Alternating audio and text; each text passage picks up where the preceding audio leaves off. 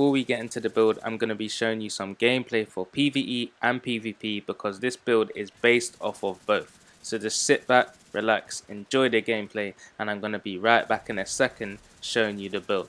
Peace.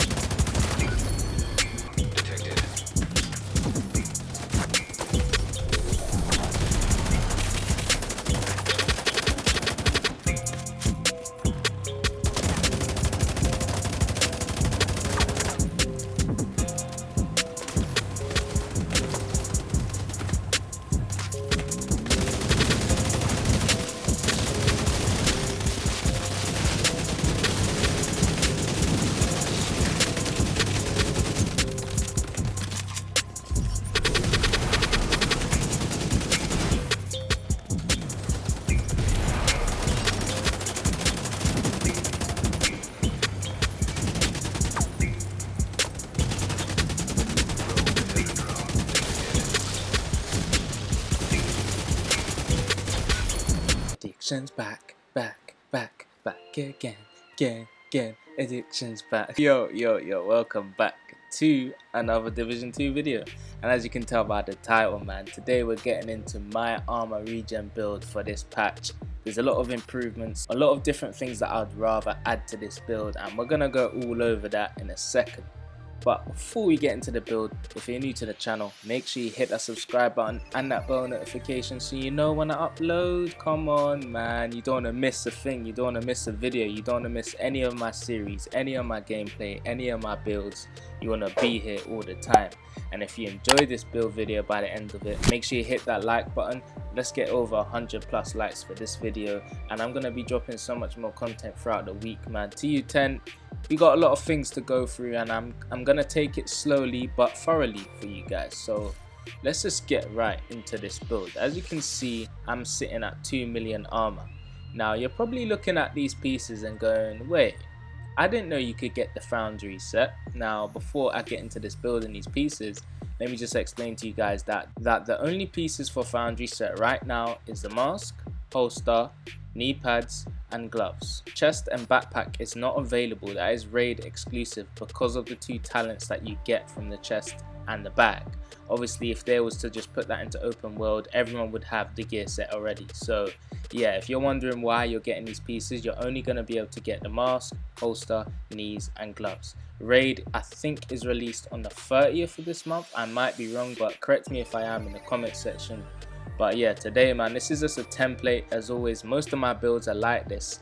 I like to tell you what I would improve on, because not always in the division we can have what we want straight away just like that. And obviously TU10 was just today, so I'm not going to have the build, you know, perfected to how I want it, but I'm just going to be showing you guys what I came up with today. So as you can see, we got 3 pieces of the foundry set. We got 1 Gilla and 2 Golem. Before we get into the pieces, let's just go to the weapons. Now we got an EB and an AKM. The AKM got, I think it was like a 15.8% buff. All weapons got a buff in this patch, but you know, having an AR like this with a lot more damage than it was before is gonna be nice towards your builds. It's gonna help, and I really do like the AK. I used to use it in the patches previously, so I'm used to this gun. I'm used to the RPM and how slow it is. This is up to you how you want to run it, but we've got Optimist on here. The rolls are not too bad. We're sitting at 86k damage, and Eagle Bearer is sitting at 71k damage. Now, you guys know what the Eagle Bearer is, but I just want to say, this is how I set it out for PvP. Now, for PvE, it's literally one change, and that is the Chameleon. And the reason why I say the Chameleon is, for me, personally, I'm just saying for me, right now, the Chameleon is a nice PvE weapon. In PvP, I did test it. I didn't really like it, but I think it would hit with a full crit build. With a full crit build, the Chameleon, I think it would be nice in PvP, but in a team. I'm more of a solo player. I do play in my clan a lot, but it's just that the Chameleon is nice for crit builds and, you know, builds that have a lot of damage. That's my personal opinion, and whatever you think, put it in the comment section. But we got decent rolls on here. I really do like the rolls. And for the Chameleon now, we've got some few changes. So let me just read out the talents for you. Hitting 30 headshots grants 20% crit chance and 50% critical hit damage for 45 seconds. Hitting 75 body shots grants 90% weapon damage for 45 seconds. Hitting 30 leg shots grants 150% reload speed for 45 seconds.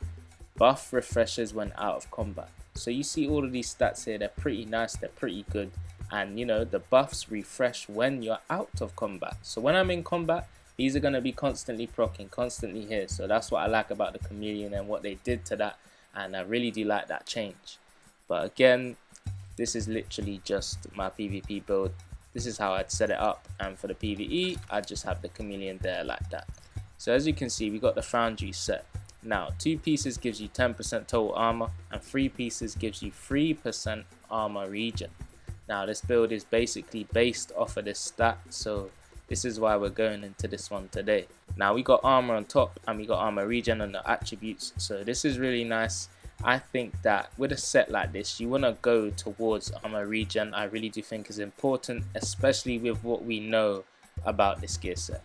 But we've got bleed resistance as the mod slot, so I did have incoming repairs on here, but I feel like incoming repairs is not helping towards any of my medkits or my healing towards my armor. So I'm not too sure what incoming repairs does right now. If you guys do know, hit the comment section. But yeah, let's get into the chest piece. Now, this chest piece is not how I want it. I'd rather have armor regen on here, something like this, but just with intimidate on it. Now, the reason why we're running Intimidate is because while you have bonus armor, it amplifies the total weapon damage by 35% to enemies within 10 meters. So we're going to get into why I'm really running that. But for the holster, Foundry set, we've got armor and weapon handling. I would rather have armor regen. So, you know, this is what I got, and, you know, you guys know what I'm going to replace that with. For the knee pad, Foundry set again, we've got armor on top and armor regen.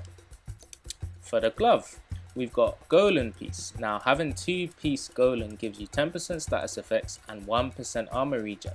The 1% armor regen is what we're looking for. That's really nice. And altogether on the build, just from stats, we're getting 4% armor regen just from the pieces. So we got armor on top and we got armor regen there. Headshot damage, not what I'm looking for, but I would change that to something like crit chance, so I can just hit a little bit more harder.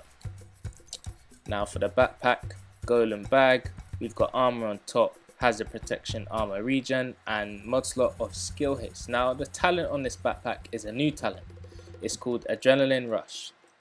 Whenever you are within 10 meters of your enemy, gain plus 20% bonus armor for 5 seconds. Stacks up to 3 times and the cooldown is 5 seconds.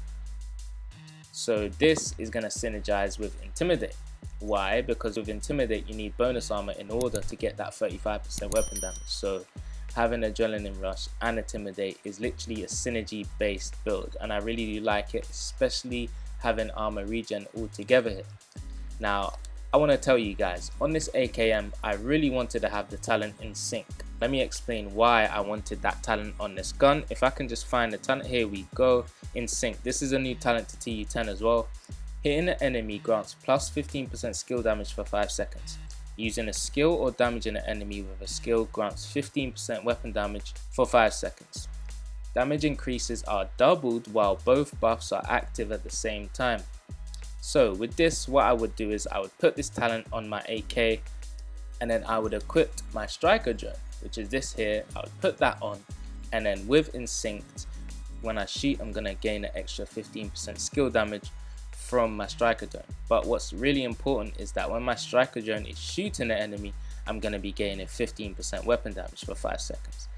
And remember, the damage is doubled while both buffs are active. So if my striker drone is shooting someone and I'm shooting someone at the same time, that means it's going to be doubled. That's more weapon damage and that's more skill damage towards my striker drone. I just thought of that idea. I was going to do it, but I just couldn't find an assault rifle with the talent on it, so I'd rather explain to you guys what I was going to do. For the 2 skills, we got a Banshee Pulse and a booster hive. The reason why I'm running a booster hive is because it gives us extra weapon damage and weapon handling, and the buff amount is 10%. So I guess, you know, it's not a really big deal, but it's something small there, just like a quick burst of damage and to help you out, especially when you're in them gunfights or in PvE. So I really do enjoy using this right now. I don't see a lot of people using it, so I thought I'd just try something different. That's how I am. I like to just try different things. For the Banshee Pulse, the effect duration is 5 seconds, which is pretty nice, so I'm happy with that.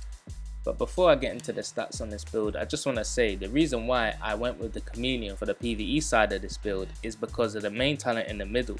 Hitting 75 body shots grants 90% weapon damage for 45 seconds. With this build, I have no damage. I have no Ephemeris piece to go towards my ARs. I have no weapon damage rolls on my core attributes. It's all armor. We're sitting at 2 million armor. So the reason why I went with the Chameleon is because we're going to be getting that damage buff just from hitting 75 body shots. So I think that's really important to understand, that I'm still going to be getting damage from that middle talent. I'm going to be getting damage from Intimidate as well because of the extra 35% weapon damage. And also guys, running the gunner specialization. What does the gunner specialization give you? It gives you a med kit that gives you bonus armor. It's going to give you a small amount of bonus armor, which then procs Intimidate. So that's what you have to remember as well.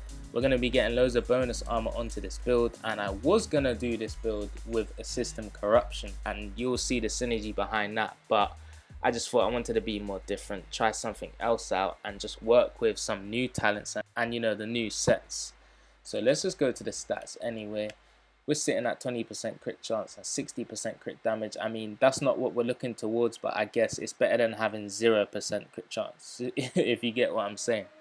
Now, let's go to the armor regen. We're sitting at 99k armor regen. So just remember guys, sorry, let me just go back to the build. Just remember that I have no armor regen on my chest, right, and no armor regen on my holster. Now if you guys want to see what it looked like with having armor regen on my chest, you can see now we're sitting at 104k armor regen, which is really nice. And especially if I had armor regen on my holster, I'll be sitting at way more. So that's what I'm heading towards on this build. That's my improvements for that, and it's gonna make it way better than it is right now. Also remember, gunner is giving us that armor and kill, so as you can see we're sitting at 200k armor and kill, which is nice. So I know for a fact that when I kill an NPC or a player, I'm gonna get 200k of my armor back alongside the armor regen. All of that is gonna come together with your build alongside the 2 million armor. So you gotta remember that guys. I mean, Hazard protection 19.1%. Again, this is not what I was going towards, but at least it's something. We got 36.8% bleed resistance, which I've gone towards instead of having incoming repairs. Like I said at the beginning, I just didn't feel like it was really helping out my build. Guys, this is the build, man. I hope you enjoyed it. As I said before, for the PvE I just put the chameleon there, and for the PvP I'd use the eagle bearer.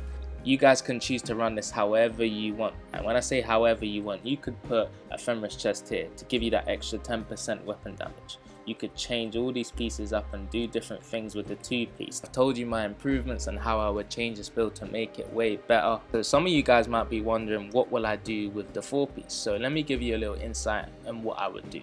So I'd have the foundry mask, I've had the foundry chest, and then I would have the foundry holster and the foundry backpack. So that's a 4-piece, and it's going to give me the talents from the chest piece and the backpack. Then I would use, I don't know, ephemeris glove here, for example, right here. And then I would put the Murakami Emperor's Guard knee pad right there, which is going to give us 1% armor regen. I'd have armor regen all over, and that's how I would do it. And I think that would be really nice in this update, depending on the changes. So yeah, guys, we just gotta wait for that raid to drop, farm the pieces, and then we can see what we're really working with. Appreciate you guys subbing to the channel. We've had a lot of new subscribers. I really do appreciate that. If you're new to the channel, man, make sure you hit that like button for this video. Let's get 100+ likes. I would appreciate it a lot. This week I got tons of content dropping for you guys. I'm gonna keep it on a flow, but I'm not gonna rush it out. I'm just gonna keep flowing with it well. And if you're enjoying the content I'm posting recently and you want to help support the channel, just click the subscribe button. That's all you gotta do, man. Click the subscribe button, click the bell notification, and know when I post these videos. Spin Division Addiction, you can have a little last check at the build. You can look at it while I just yeah, go to my bed, because it's like 4 AM. I need to go sleep. So yeah, peace.